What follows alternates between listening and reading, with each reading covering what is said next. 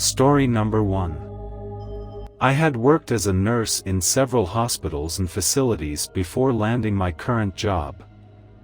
One of my prior positions was at a geriatric hospital just 30 minutes from my house. Dealing with older patients was something I was accustomed to, so my new job held no surprises.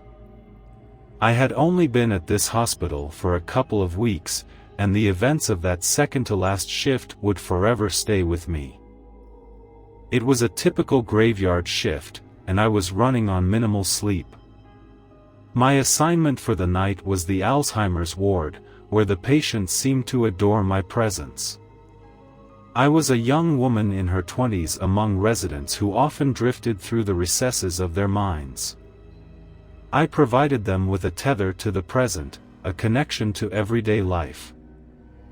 One particular patient, Lena, was more restless than the others.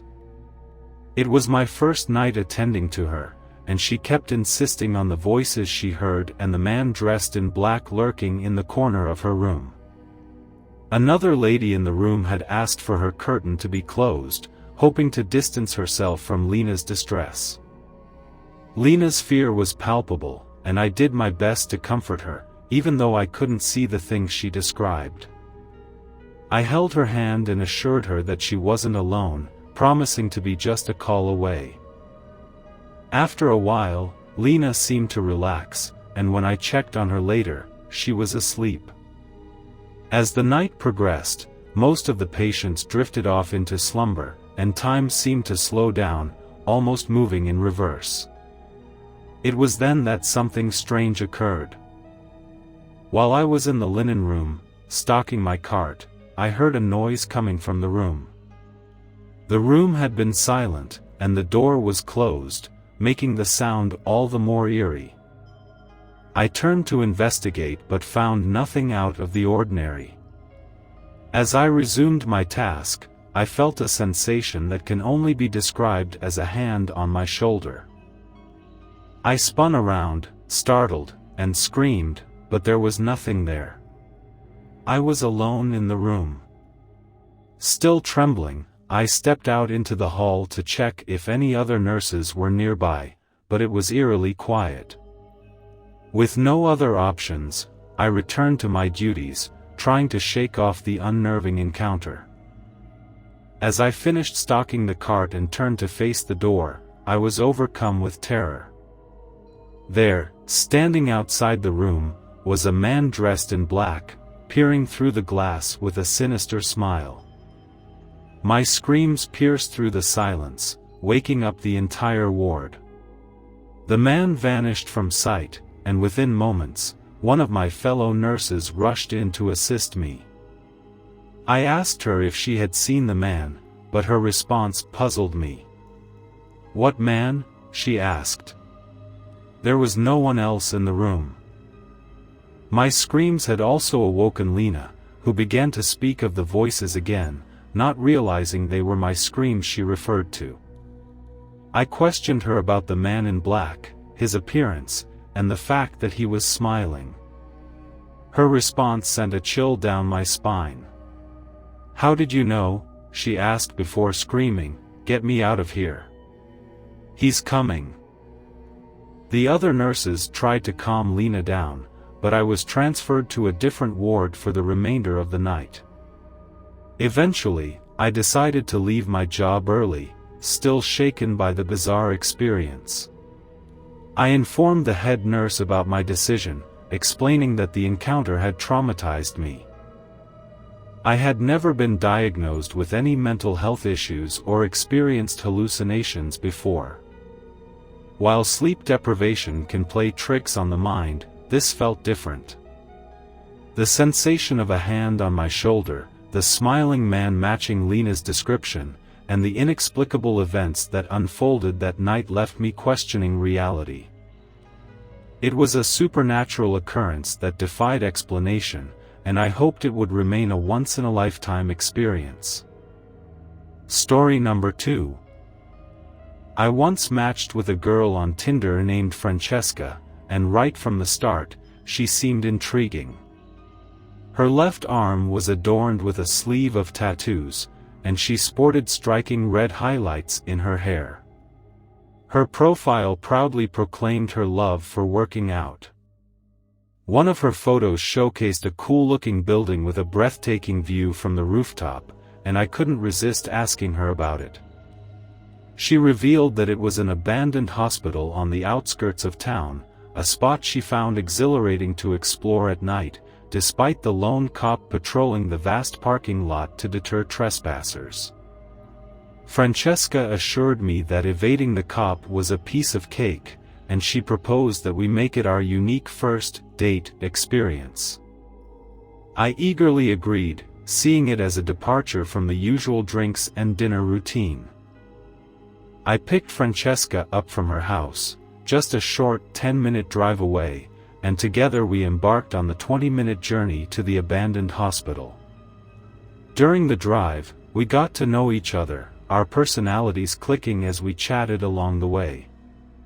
Arriving at our destination, Francesca directed me to park on a secluded dead-end street hidden behind tall bushes, a 5-minute walk from the hospital's entrance. We crossed a small barrier separating the road from the hospital parking lot and jogged across the open space toward the entrance she favored. Her phone flashlight guided the way since we hadn't brought any heavy-duty lights. She navigated the hospital's labyrinthine corridors as if she had explored them countless times.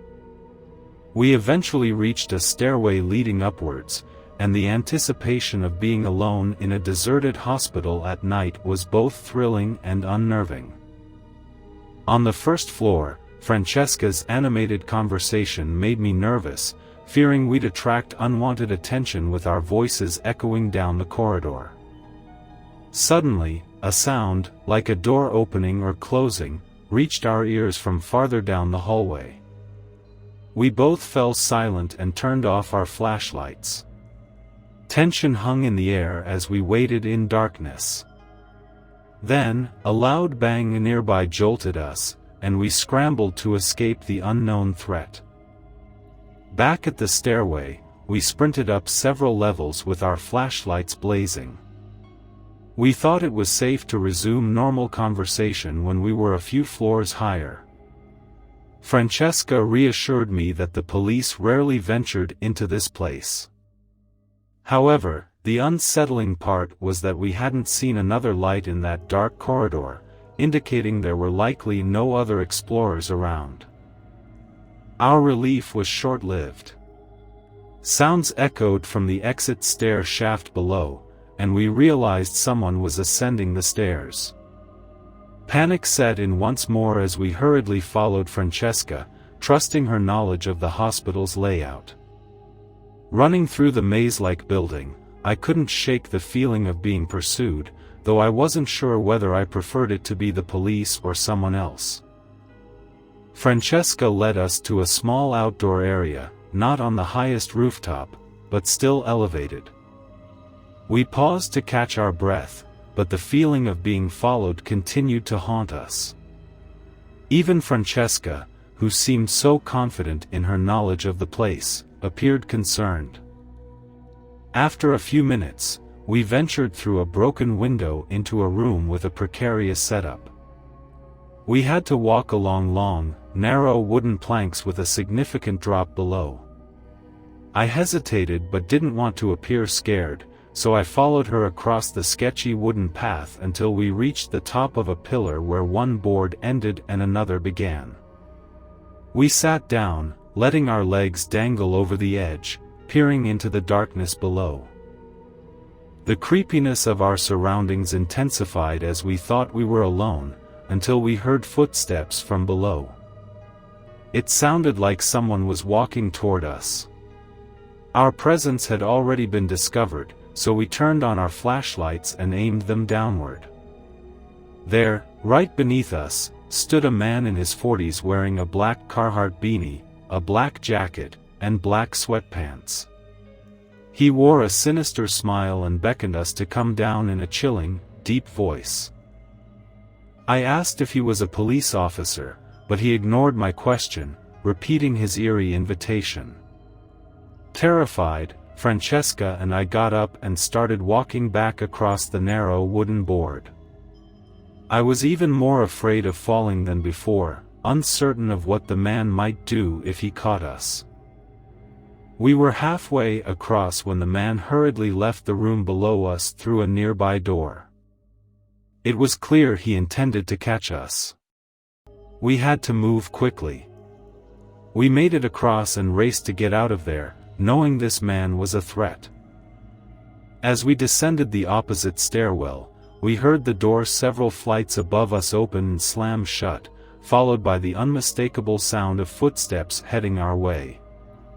Somehow, he had managed to follow us. We sprinted through the first floor, making our way to the opposite side of the hospital where we had entered. Back in the basement, we climbed through the broken window. The process was agonizingly slow, as I went out second, terrified that my legs would be grabbed at any moment. Finally, we escaped. Running across the parking lot back to my car, we locked the doors and tried to catch our breath.